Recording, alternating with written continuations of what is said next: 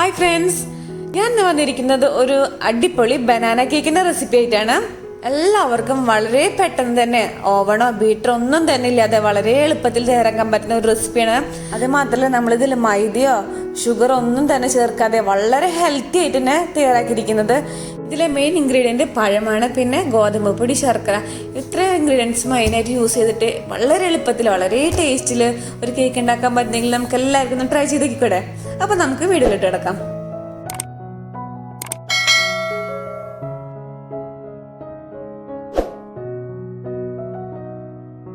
അപ്പോൾ banana cake തയ്യാറാക്കാൻ നമുക്ക് ആദ്യം വേണ്ടത് പഴം. ഞാനിവിടെ 3 ചെറിയ പഴമാണ് എടുത്തിട്ടുള്ളത്. വലുതാണെങ്കിൽ 2 എടുത്താൽ മതി. എൻ്റെ കൈ വലിപ്പത്തിലുള്ള ഒരു 3 ഫിലിപ്പിനോ പഴമാണ് ഞാൻ എടുത്തിട്ടുള്ളത്. ഞാൻ പറഞ്ഞ പോലെ ചെറുതാണെങ്കിൽ 3 വലുതാണെങ്കിൽ 2. ഇത്തിരി എമൗണ്ട് കുറച്ച് കൂടിയാലും കുറഞ്ഞാലും ഒരു കുഴപ്പമില്ല. അപ്പം നിങ്ങൾക്ക് വേണമെങ്കിൽ ഇതിന് പകരം നാട്ടിലുള്ളവർക്കാണെങ്കിൽ റോബസ്റ്റ് പഴം ഏറ്റവും ബെസ്റ്റ് ആയിരിക്കും. നമുക്കിത് ചെറുതായിട്ടൊന്ന് കട്ട് ചെയ്തിട്ട് മിക്സിയിലിട്ട് കൊടുക്കാം. പിന്നെ എപ്പോഴും നല്ല പഴുത്ത പഴം തന്നെ എടുക്കാൻ ശ്രദ്ധിച്ചോളാം. അതാണ് എപ്പോഴും ടേസ്റ്റിനുള്ളൂ ബനാന കേക്കിന്. നമുക്ക് നല്ലോണം വെള്ളം ഒന്നും ഒഴിക്കാതെ വെറുതെ ഒന്ന് അടിച്ചിട്ട് വരാം. നല്ലോണം അടിച്ചിട്ട് വരാം. കണ്ടില്ലേ, ഇപ്പം നമ്മളുടെ പഴം ഞാൻ നല്ല പോലെ ഫൈനായിട്ട് അരച്ച് വന്നിട്ടുണ്ട്. ഇനി നമുക്ക് ഇതിലേക്ക് മധുരത്തിന് വേണ്ടി ആയിട്ടാണ് ശർക്കരയാണ്. ഞാൻ അത്യാവശ്യം വലിയ ഈ ഒരു വലിപ്പത്തിലുള്ള ശർക്കര 2 ഞാൻ ഇതേപോലെ ഗ്രേറ്റ് ചെയ്തിട്ട് വെച്ചിട്ടുണ്ട്. ജസ്റ്റ് ഒന്ന് കത്തിയോണ്ട് ജസ്റ്റ് ഗ്രേറ്റ് ചെയ്തതിന് അതൊരു 1/4 കപ്പ് ഉണ്ടാവും. അപ്പോൾ അത് നിങ്ങളെ മധുരത്തിനനുസരിച്ചിട്ട് ചെയ്യാം. ഇപ്പം നിങ്ങൾക്ക് ശർക്കര ഇഷ്ടമില്ലെങ്കിൽ ഷുഗർ അതിൽ ആഡ് ചെയ്യാം, കുഴപ്പമൊന്നുമില്ല. ഒരു 1/4 കപ്പ് ആഡ് ചെയ്ത് കൊടുക്കാം. ഞാനിവിടെ 1/4 കപ്പ് എന്ന് പറയുമ്പോൾ 250 ml കപ്പിലാണ് എല്ലാ മെഷർമെന്റ് എടുത്തിട്ടുള്ളത്. അതിൽ 1/4 കപ്പ്.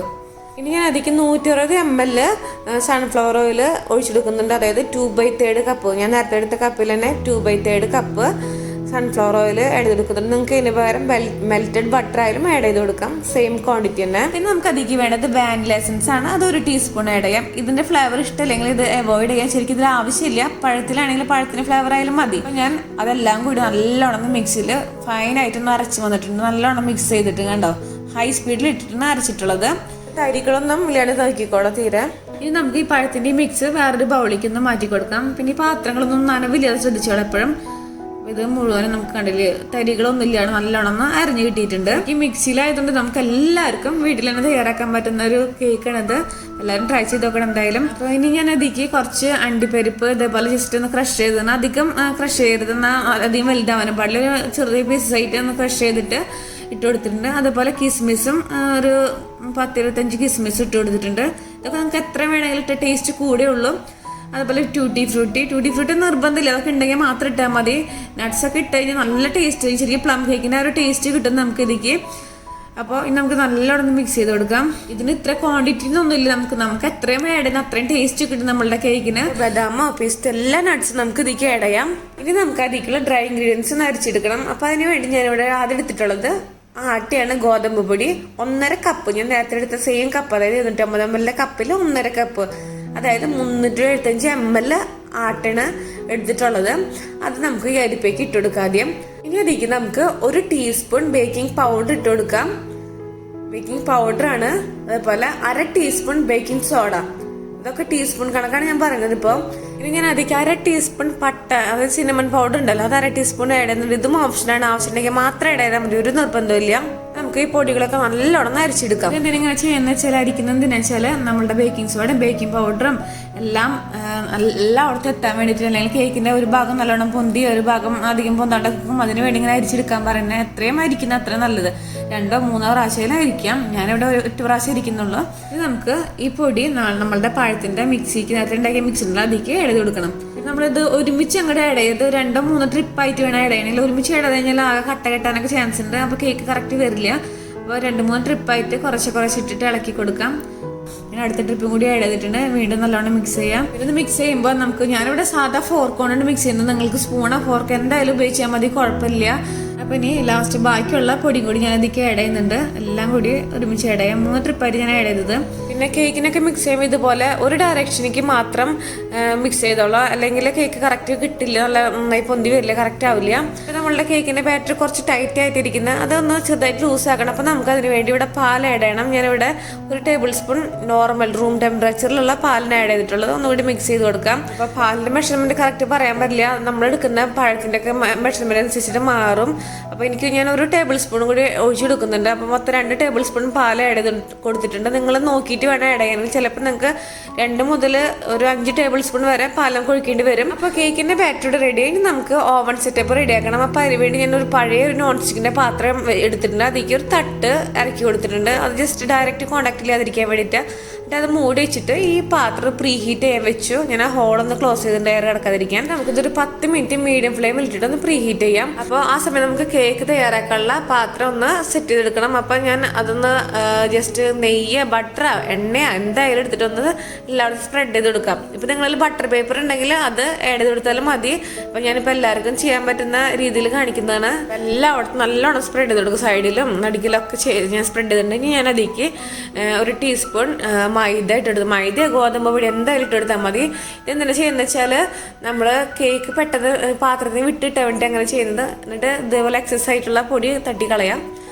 ഇനി നമുക്ക് അതിലേക്ക് ആ പാത്രത്തേക്ക് നമ്മളെ കേക്കിൻ്റെ ബാറ്റർ ഒഴിച്ചു കൊടുക്കാം.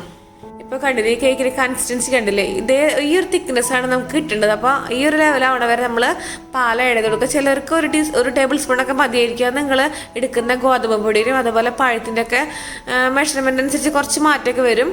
അപ്പോൾ ഈ ഒരു കൺസിസ്റ്റൻസി ആവുന്ന വരെ നമ്മൾ അത് പാൽ നോക്കിയിട്ട് ആഡ് ചെയ്യണം. പിന്നെ നിങ്ങൾക്ക് ഇതിൽ ഏത് പാത്രം വേണമെങ്കിലും എടുക്കാം. അലുമിനിയം ആയാലും കുഴപ്പമില്ല, സ്റ്റീൽ ആയാലും എന്ത് പാത്രമായാലും ഒത്തിരി കുഴിയുള്ള പാത്രമൊക്കെ എടുത്താൽ മതി.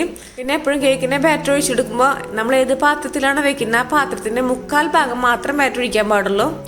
ഞാൻ ഇതേപോലെ ഒരു ബാമ്പു സ്റ്റിക്ക് എടുത്തിട്ട് ജസ്റ്റ് ഒന്ന് ഇങ്ങനെ ഒന്ന് ആക്കി കൊടുക്കുന്നുണ്ട്. അതെന്തെങ്കിലും എയർ ബബിൾസ് ഒക്കെ ഉണ്ടെങ്കിൽ എയറൊക്കെ ഉണ്ടെങ്കിൽ പോകാൻ വേണ്ടിയിട്ട് അങ്ങനെ ചെയ്തത് വേണമെങ്കിൽ ചെയ്താൽ മതി. നിർബന്ധമൊന്നുമില്ല, ഒരു ഈർക്കിലെടുത്തിട്ടാലും ചെയ്താൽ മതി. നമുക്ക് അതൊന്ന് ഇങ്ങനെ ജസ്റ്റ് ഇതേപോലെ ഒന്ന് ടാപ്പ് ചെയ്ത് കൊടുക്കുക. ഇതെന്തായാലും ചെയ്തോളാം. കാരണം എന്ന് വെച്ചാൽ ആ ഉള്ളിലത്തെ എയറൊക്കെ അങ്ങനെ പുറത്ത് പോകാൻ വേണ്ടിയിട്ട്, അല്ലെങ്കിൽ കേക്ക് ഉണ്ടാക്കി കുറച്ച് കുഴികളൊക്കെ ഹോളുകളൊക്കെ വരും. നമുക്ക് ഇതുപോലെ കട്ടിയിൽ തുണിയിട്ട് അതിൻ്റെ മുകളിൽ ടാപ്പ് ചെയ്ത് കഴിഞ്ഞാലും പെട്ടെന്ന് ബബിൾസ് ഇങ്ങനെ പുറത്തേക്ക് വരുന്ന കാണാം നമുക്ക് എയർ. പിന്നെ നമുക്ക് അതൊന്ന് ഡെക്കറേറ്റ് ചെയ്യാൻ കേക്കിൻ്റെ മുകളിലേക്ക് കുറച്ച് കാഷ്യൂസും കിസ്മിസൊക്കെ ഇട്ടിട്ടൊന്ന് ഡെക്കറേറ്റ് ചെയ്യാം. അതൊന്നും ചെയ്യാൻ നിർബന്ധമില്ല, നമുക്കൊരു ഭംഗിക്ക് വേണ്ടി മാത്രം അങ്ങനെ ചെയ്യാം. ഞാൻ കുറച്ച് കാഷ്യൂട്ട് ഇട്ടു, അതുപോലെ തന്നെ കിസ്മിസും കുറച്ച് ഇട്ട് കൊടുക്കാം. ഡെക്കറേഷനൊക്കെ നമ്മളുടെ ഐഡിയ പോലെ നമുക്ക് എങ്ങനെയാണെങ്കിലും ചെയ്യാം. അപ്പോൾ കേക്കിൻ്റെ ബാറ്റർ റെഡി ആയിട്ടുണ്ട്. ഇനി നമുക്ക് നേരത്തെ പ്രീഹീറ്റ് ചെയ്യാൻ വെച്ചിരുന്ന പാത്രം നല്ല ചൂടായിട്ടുണ്ട്. 10 മിനിറ്റ് മീഡിയം ഫ്ലെയിമിൽ ഇട്ട് വെച്ചപ്പോൾ നല്ല ചൂടായിട്ടുണ്ട് പാത്രം. നമുക്ക് ഈ കേക്കിൻ്റെ പാത്രം അതിലേക്കൊന്ന് കൈ പൊള്ളാതെ സൂക്ഷിച്ച് വെക്കണം. നല്ല ചൂടായിരിക്കണം പാത്രം, ശ്രദ്ധിച്ചിട്ട് വെക്കണം. ഞാൻ കൈ പൊള്ളിപ്പോവും. നമുക്ക് അപ്പം തന്നെ അടച്ചു വയ്ക്കാം, ക്ലോസ് ചെയ്യാം. ഇനി നമുക്ക് ഇത് ഒരു ലോ ടു മീഡിയം ഫ്ലെയിമിൽ ഇട്ടിട്ട് ഒരു 3/4 മണിക്കൂർ വെക്കാം. അപ്പം നോക്കിയപ്പോൾ നമ്മളെ കേക്ക് ഒരു 20 മിനിറ്റ് കഴിയുമ്പോൾ നോക്കിയപ്പോൾ കേക്ക് ചെറുതായിട്ടൊന്ന് പൊന്തി വരുന്നുണ്ട്. നടു പക്ഷേ ക്ലിയർ ആയിട്ടില്ല, നടു കുഞ്ഞിരിക്കണം. അപ്പോൾ നടു എന്തായാലും വന്നിട്ടില്ല, മനസ്സിലായി. ഇപ്പോൾ ഇത് 30 മിനിറ്റിന് ശേഷമാണ്. അപ്പോൾ ഒന്നും കൂടി ആവാനുണ്ട്, കണ്ടില്ലേ. ഇപ്പോൾ നടു ക്ലിയർ തന്നെ ആയിട്ടുള്ള സൈഡൊക്കെ ആയി തുടങ്ങി. ഞാൻ നിങ്ങൾക്ക് ഇടയ്ക്കിടയ്ക്ക് കാണിച്ചിരുന്നതാണ് കേക്കിന് വരുന്ന ചേഞ്ചസ് ഓരോ സമയത്തും. ഇപ്പോൾ ഏകദേശം 45 മിനിറ്റ് കഴിഞ്ഞു. നടുവൊക്കെ ക്ലിയർ ആയി, കേക്കിൻ്റെ ഒക്കെ വിണ്ട് വന്നിട്ടുണ്ട്. അപ്പോൾ റെഡി ആയെന്ന് തോന്നുന്നുണ്ട്. നമുക്കൊന്ന് തുറന്ന് നോക്കാം. നടുവൊക്കെ ഇങ്ങനെ നോക്കുമ്പോൾ കറക്റ്റ് വെന്തിട്ടുണ്ട്, പൊന്തി വന്നിട്ടുണ്ട്. അപ്പോൾ നമുക്ക് ഇനി ഒരു സ്റ്റിക്ക് എടുത്തിട്ട് ഇതേപോലെ ഒന്ന് കുത്തി വെക്കാം. അപ്പം നമുക്ക് അറിയാൻ പറ്റും വെന്തിട്ടുണ്ടല്ലേന്ന്. ഇപ്പം ഇത് വെന്തിട്ടില്ല, കാരണം വെച്ചാൽ ആ സ്റ്റിക്കുമ്പോൾ കണ്ടില്ല അതിൻ്റെ ബാറ്റർ വന്നിട്ടുണ്ടെങ്കിൽ അതിൻ്റെ അർത്ഥം വെന്തിട്ടില്ല. അപ്പോൾ ഒന്നും കൂടി മൂടി വെച്ചിട്ട് ഒരു 10 മിനിറ്റ് കൂടി വെക്കാം. നമുക്ക് ഇതിൽ ശ്രദ്ധിക്കേണ്ട കാര്യം, നമ്മൾ ഫസ്റ്റത്തെ ഒരു 30 മിനിറ്റ് ലോ ടു മീഡിയം ഫ്ലെയിമിട്ട് ചെയ്യണം. ആ 30 മിനിറ്റിന് ശേഷം എപ്പോഴും ലോ ഫ്ലെയിം ഇട്ടിട്ട് വേണം ചെയ്യണമെങ്കിൽ. ഇപ്പോൾ 15 മിനിറ്റ് കൂടി വെച്ചപ്പോൾ എനിക്ക് കറക്റ്റ് 1 അവർ എടുത്തു ഈ കേക്ക് റെഡിയായി വരാനായിട്ട്. ഇനി നമുക്ക് അതേപോലെ തന്നെ മൂടിക്കാം.